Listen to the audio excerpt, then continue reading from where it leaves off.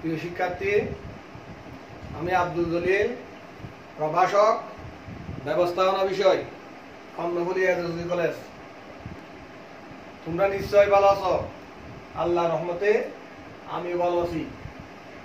এই করোনা মহামারীর মধ্যে যে যেখানে থাকো না কেন, যে যে অবস্থায় থাকো না কেন, অবশ্যই তোমাদের পড়ালেখা চালিয়ে যেতে হবে। তোমাদের মনে রাখতে হবে, তোমাদের পড়ালেখা করে পরীক্ষা দিয়ে এইচএসসি পাস করতে হবে। প্রিয় শিক্ষার্থী, আমি ব্যবস্থাপনার প্রত্যেকটা অধ্যায় বলতে 8 অধ্যায়ের মধ্যে, যেহেতু আমি একজন শিক্ষক ছিলাম ম্যানেজমেন্টের, প্রত্যেক অধ্যায়ে 3 থেকে 4টা ক্লাস নিয়ে আমি তোমাদেরকে উদ্দীপক, জ্ঞানমূলক, অনুধাবনমূলক প্রশ্ন করেছি। সরকারের নির্দেশনা মোতাবেক আমাদের নির্দিষ্ট কি আছে, ক্লাস আছে। তাই আমি আবার প্রথম অধ্যায় থেকে তোমাদের শুরু করলাম। আজকে পড়ব ব্যবস্থাপনার ধারণা। ব্যবস্থাপনা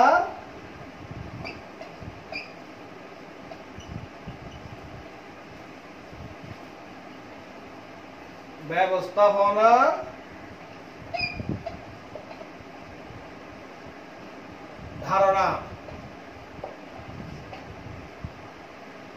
ব্যবস্থাপনার ধারণাটা কি? ব্যবস্থাপনা কাকে বলে?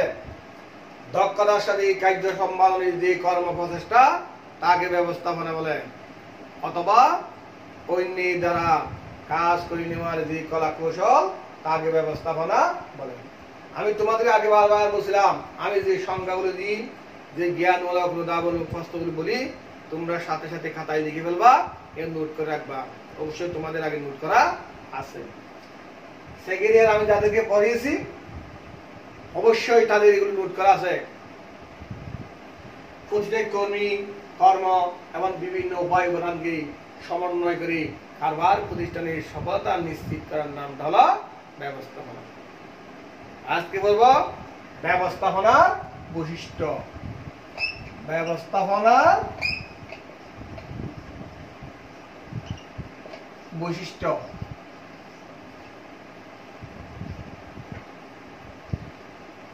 এই ব্যবস্থাপনার বৈশিষ্ট্যের মধ্যে ব্যবস্থাপনা জিনিসটা কি, ব্যবস্থাপনার পরিধি, ব্যবস্থাপনার সম্পর্কে যথেষ্ট পরিধি আমরা কি করতে পারবো, জ্ঞান অর্জন করতে পারবো। সুতরাং যার কারণে কোন কারবার প্রতিষ্ঠান পরিচালনা করতে হলে, মানুষের ব্যক্তি জীবনে, মানুষের সমাজের জীবনে, একটি রাষ্ট্র পরিচালনায় প্রত্যেকটা ক্ষেত্রে ব্যবস্থাপনা ছাড়া সফলভাবে পরিচালনা করা কোনো কি নয়, সম্ভব নয়। এই ব্যবস্থাপনার বৈশিষ্ট্যের মধ্য দিয়ে ব্যবস্থাপনা কি, ব্যবস্থাপনা সম্পর্কে আমরা যথেষ্ট পরিমাণ জ্ঞান অর্জন করতে পারব।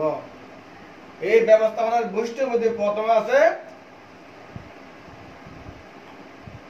সামাজিক কার্যক্রম। সামাজিক কার্যক্রম।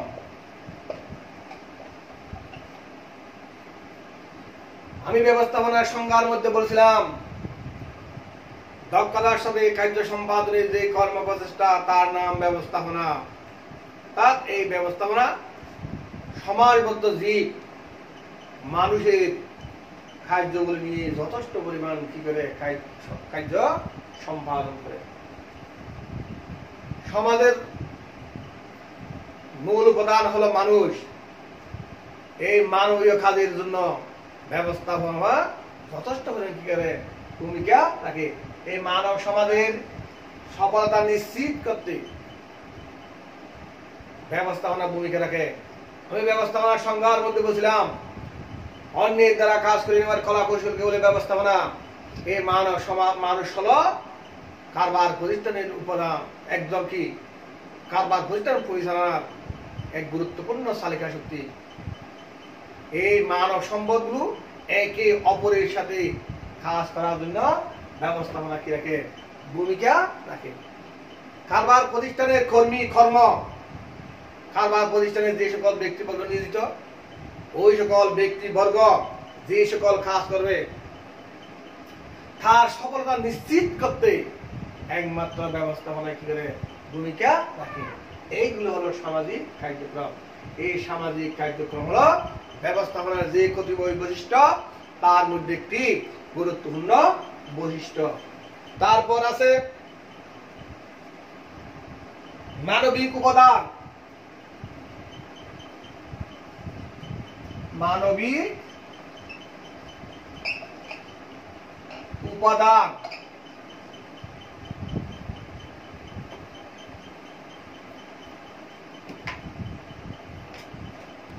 মানবিক উপাদান হলো একই রকম।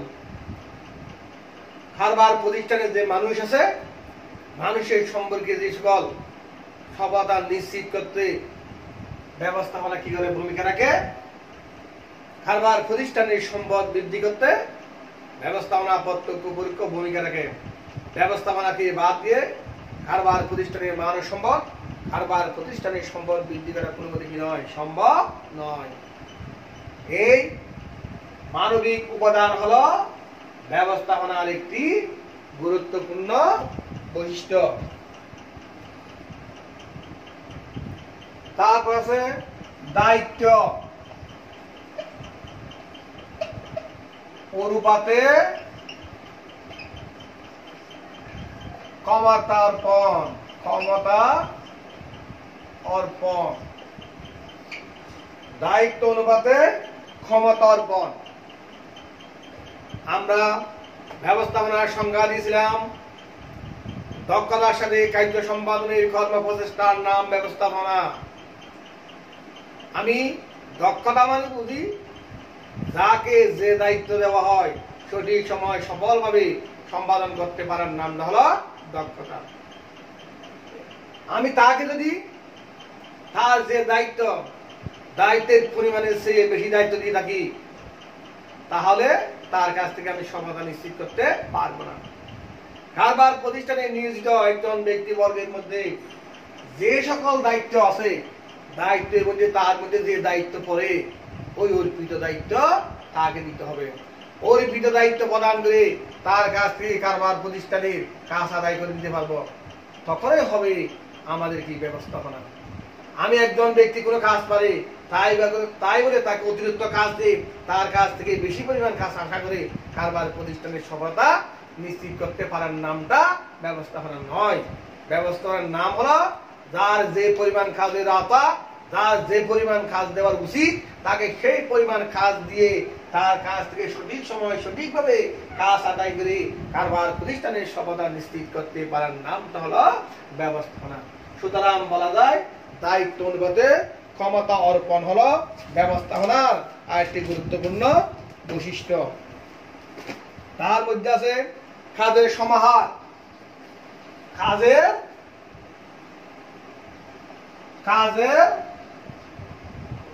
সমাহার। কাজের সমাহার হলো দেখো পরিকল্পনা, সংগঠন, কর্মী সংস্থান, নির্দেশনা, পেশনা, সমন্বয়, নিয়ন্ত্রণ, এগুলো একটি ব্যবস্থাপনার কাজ। এই ব্যবস্থাপনা, পরিকল্পনা, সংগঠন, কর্মী সংস্থান, নির্দেশনা, পেশনা, সমন্বয়, নিয়ন্ত্রণ ছাড়া কারবার প্রতিষ্ঠানের সফলতা নিশ্চিত করা যায় না। একটা কাজকে বাদ দিলে আরেকটা কাজ কোনো মতেই আদায় হয় না। যেমন আমি পরিকল্পনা না করলে আমি ব্যবসা প্রতিষ্ঠান কেমনে পরিচালনা করব? এজন্য কারবার প্রতিষ্ঠান পরিচালনা করতে হলে অবশ্যই আমাদের পরিকল্পনা, সংগঠন, কর্মী সংস্থান, নির্দেশনা, পেশনা, সমন্বয়, নিয়ন্ত্রণের মধ্যে দিয়ে আমাদের কারবার প্রতিষ্ঠানের কাজের সফলতা আনয়ন করতে হয়। এই ব্যবস্থাপনা বলতে কি কাজের সমাহার যোগায়। যেমন পরিকল্পনা করা একটা কাজ, সংগঠন তার একটি কাজ, কর্মী সংস্থান তার একটা কাজ। এর অর্থটা হলো ব্যবস্থাপনায় সঠিকভাবে কাজের কি করে যোগান দিই, এটাই হলো কাজের সমাহার। সুতরাং আলোচনার পরিপ্রেক্ষিতে স্পষ্টভাবে বলতে পারি কাজের সমাহার হলো ব্যবস্থাপনার যে কতিপয় বৈশিষ্ট্য, তার মধ্যে একটি গুরুত্বপূর্ণ বৈশিষ্ট্য। তারপর আছে দেখো কাজ আদায়ের কৌশল।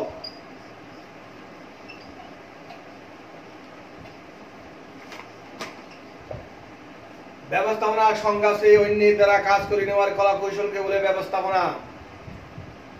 ব্যবস্থাপনায় একমাত্র শিখিয়ে থাকে অপরের কাছ থেকে কিভাবে কাজ আদায় করা যাবে, তাকে কি দিলে, তাকে আর্থিক পেশা দিলে, তাকে অনার্থিক পেশা করলে, কোনটার মাধ্যমে তার কাছ থেকে কাজ আদায় করা যায়, একমাত্র ব্যবস্থাপনায় আমাদের কি দিয়ে দেয়, জ্ঞান দিয়ে থাকে। সুতরাং বলা যায় কাজ আদায়ের কৌশল হলো ব্যবস্থাপনার একটি গুরুত্বপূর্ণ বৈশিষ্ট্য। লক্ষ্য অর্জনের উপায়। লক্ষ্য অর্জনের উপায়। লক্ষ্য অর্জনের উপায় অবশ্যই আমাদের প্রত্যেক কারবার প্রতিষ্ঠানের একটা কি লক্ষ্য আছে। লক্ষ্য কাকে বলে? পরিকল্পনার অভিপ্রেত ফলকে লক্ষ্য বলে। আমি একটি ব্যবসা প্রতিষ্ঠান পরিচালনা করছি, কি পরিমাণ লাভ হতে পারে, কি পরিমাণ লোকসান হতে পারে, কি পরিমাণ ঝুঁকি থাকতে পারে, কি পরিমাণ অনিশ্চিত থাকতে পারে, এটা হলো আমার পরিকল্পনার অভিজ্ঞতা ফল। এই অভিজ্ঞতা ফল হলো লক্ষ্য। একমাত্র ব্যবস্থাপনায় আমার কারবার প্রতিষ্ঠানের লক্ষ্য অর্জনের জন্য সঠিকভাবে কি করতে থাকে, জ্ঞান দিয়ে থাকে। যেমন পরিকল্পনা, সংগঠন, কর্মী সংস্থান, নির্দেশনা, পেশনা, সমন্বয়, নিয়ন্ত্রণের মাধ্যমে কারবার প্রতিষ্ঠানের লক্ষ্য অর্জনে সঠিকভাবে কি করে কাজ করে। এই সব কাজগুলো হলো কি ব্যবস্থাপনার কাজ। তাই লক্ষ্য অর্জনের উপায় হিসেবে ব্যবস্থাপনা যথেষ্ট পরিমাণে কি করে ভূমিকা রাখে। সুতরাং বলা যায় লক্ষ্য অর্জনের উপায় হলো ব্যবস্থাপনার একটি গুরুত্বপূর্ণ বৈশিষ্ট্য। তারপর হলো সার্বজনীনতা। সার্বজনীনতা মানে কি? দেখো, সার্বজনীনতা